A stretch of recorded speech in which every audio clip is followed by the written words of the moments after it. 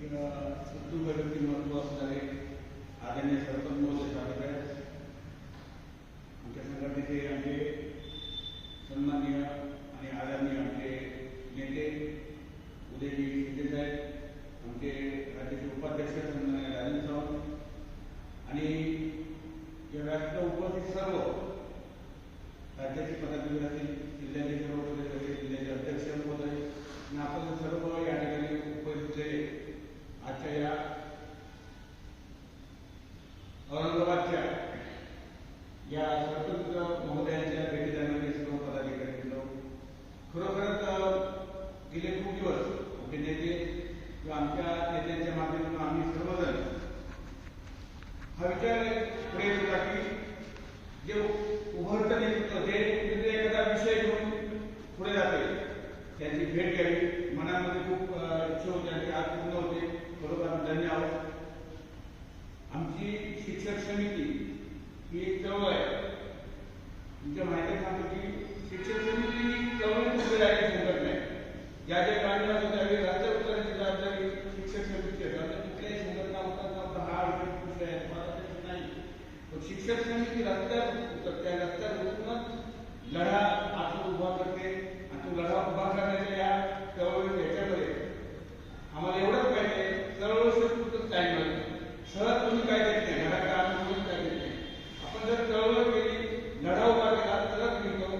इतिहास आजच्या दिवसामध्ये आपण अनुभवला की दादाजी निग्राचे शिक्षण मंत्री आहेत, त्यांना राजीनामा देण्यास भाग पाडला. आपली नवपिढी या नवपिढी दाखवून दिलं की रस्त्यावर उतरल्यानंतर काय मिळत नाही, सगळं मिळतं लक्षात घ्या. अलीकडच्या काळामध्ये समाजाच्या पालकांच्या भावना गोंधळ झालेल्या आहेत. म्हणजे किती जरी आम्ही प्रयत्न करायला लागले, आम्ही अनेक आंदोलन केली विद्यार्थी आणि शाळा शिकवण्यासाठी. मग त्या आंदोलनात शाळा समिती असतील, वेगवेगळ्या क्षेत्रातले जे शिक्षण तज्ञ किंवा लोकांना आवाहन केलं म्हणजे सहभागी व्हा. आम्हाला तसा प्रतिसाद तसा मिळाला नाही. प्रतिसाद मिळाला नाही. आम्ही म्हणतो की असं का होतंय, तर असं वाटायला लागलं की राजकीय जी व्यवस्था आहे त्या राजकीय व्यवस्थेच्या दबावावरती लोक बाहेर पडत नाही. कारण प्रत्येकावर प्रतिसाद की 1000ची लाडकी बहीण अडकलेली आहे, 2000 लाडकी बहीण अडकलेली आहे, कोणाच्या कशा योजना अडकल्या, कॉन्ट्रॅक्ट अडकले, वेगवेगळ्या माध्यमातून दुपायला बघत नाही. त्यामुळे विरोधात जायला बघत नाही. पण शिक्षक समिती म्हणून आम्ही रस्त्यावर काय करतो त्यावेळी आम्हाला असं वाटायचं कुठे आमच्याकडे यावं, आमच्याकडे सहभाग करा. मग आम्ही कधीही पगार वाढावा यासाठी आम्ही आंदोलन केली. अलीकडच्या काळामध्ये आम्ही शिक्षण टिकावं, विद्यार्थी जे आहे त्या विद्यार्थ्यांना गुणवत्तापूर्ण शिक्षण दिलं जावं याच्यासाठी लढतोय. अलीकडच्या काळामध्ये हे जो समाज आहे, जो कष्टकरी गोरगरीब समाज आहे, त्या मुलांचं शिक्षण जे आहे ते दुरापात होते असं वाटू लागले. आणि म्हणून आम्ही लढतात त्या लढ्याला तुम्ही साथ दिली. आणि तुमचे बघा आमच्या बऱ्याच लोकांनी म्हटलं की तुमचे जे ते व्हिडिओ होते ते आम्ही पेपरला ठेवले, ते आम्ही बघितले, आमच्या लोकांनी बघितले. महाराष्ट्रात तमाम शिक्षकांच्या मनामध्ये असं वाटतंय ठीक आहे कुणीतरी बोलणार उभं झालं. कसं होतं काळीला काळी ज्यावेळी ती तो असतो ना एखाद्या दुसरा खूप मोठा प्रकार होतो लक्षात घ्या. तशा परिस्थितीमध्ये आज तुम्ही संभाजीनगरमध्ये सरपंच महोदय पुढे आला, हळूहळू अनेक लोक तुमच्या साथीला येतील आणि ही चळवळ आहे तेव्हा तुम्ही राहील. जशी केंद्रामध्ये आज तरुणांची चळवळ उभी राहिली, दिल्लीमध्ये पेटला वनवाद आहे तो पूर्ण देशामध्ये पेटला. कालचा बघितला, तो पुण्यामधला माहोल बघितला, मुंबईमधला माहोल बघितला, नागपूरमधला माहोल बघितला.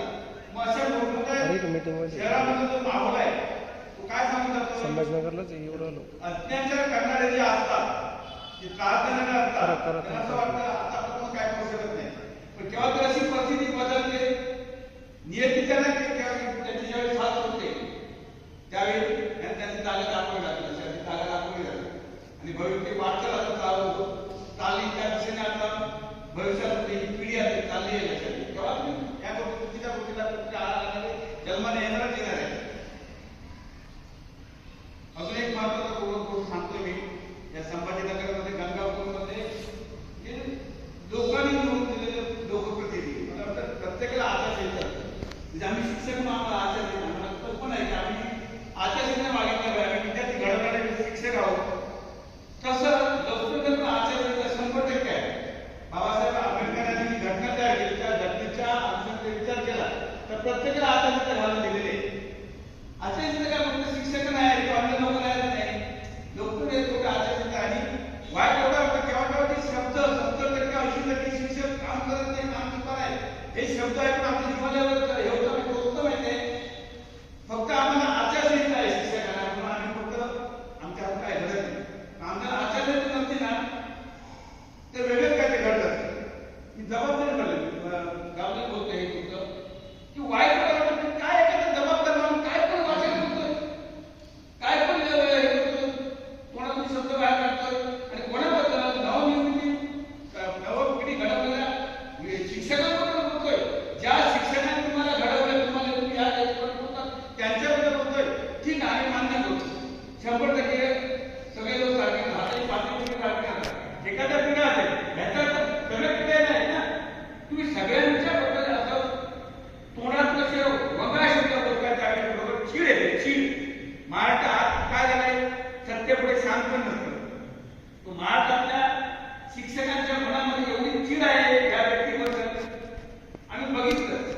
म्हणजे फक्त नाही फक्त प्रवेशाचा कालावधी आला की जे अनमिश आमच्याकडे अनुभव होतो, तुम्हाला माहिती आहे म्हणजे खरं कालावधीमध्ये होतं ते प्रवेशाचा कालावधी आला की या अनमिश असं बोलतात तुमच्या गंगापूरमध्ये असं वातावरण बिघडवण्याचं काम करतं का? अरे कोणी बोलावं? ज्यांच्या स्वतःच्या संस्था नाही, ज्यांच्याकडे स्वतःची खाती हे नाही संस्था त्यांनी बोलावं. आम्ही शासनाचं आपल्या शासनाच्या ज्या प्राथमिक शाळा आहेत त्या शाळा टिकवण्यासाठी प्रयत्न करतो, शाळा वाचवण्याचा प्रयत्न करतो. आणि हे करत असताना आम्हाला त्या विद्यार्थ्यांपर्यंत दत्तन महोदय जायला केलं जाते. यात SR हे सोडून द्या 40-45 प्रकारचे ऍप आहे. म्हणजे काय सरकारच्या त्याच्यामध्ये 4 पद होती. बाकी खाती संस्था म्हणजे तुम्हाला CSR फंडाच्या माध्यमातून निधी दिला जातो आणि ते त्या ज्या संस्था आहेत त्या संस्थांमध्ये सर्वे करतात. सर्वे करायची सर्वे करतात तो त्यांना जे करायचं आहे ते फक्त वेगवेगळ्या गव्हर्नमेंटमध्ये वेगवेगळ्या विद्यालयात ती माहिती भरायची.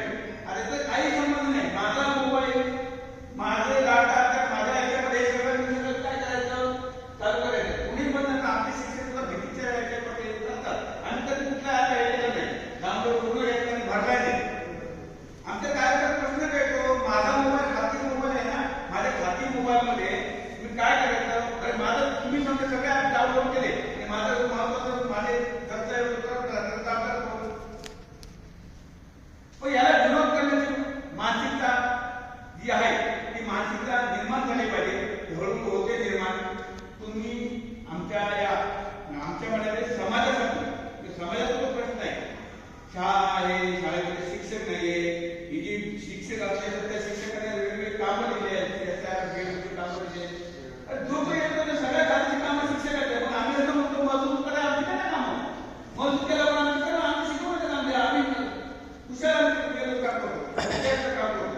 वेळ कमी झाला, बोलण्याचं खूप आहे तर तरी सुद्धा तुम्ही ही जी चळवळ उभी केली आम्हाला वाटतं माणूस चळवळ तुम्ही मोठा होतो. तुम्ही कदाचित तुमच्या अभ्यास चळवळ कुठे आला नसणार आहे. पण ही चळवळ एक दिवस नक्की म्हणजे सरपंच आमदार होऊ शकतो. आणि चांगल्या कामातून आमदार व्हावे कारण आवाज